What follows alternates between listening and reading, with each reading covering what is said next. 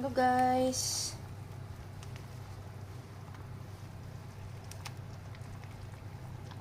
Nagsabaw ako ng tuna. Tapos nilagyan ko ng lettuce lang kasi wala akong panglagay nga iba. So lettuce na lang.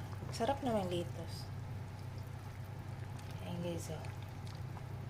Kahit half cook lang yung lettuce, okay lang yan. Kasi ano naman yan eh.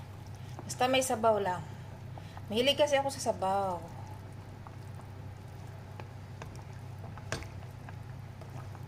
Yan ang tuna.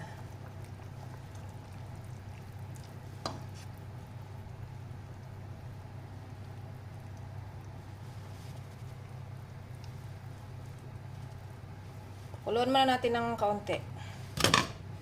Tapos tanggalin na natin mamaya.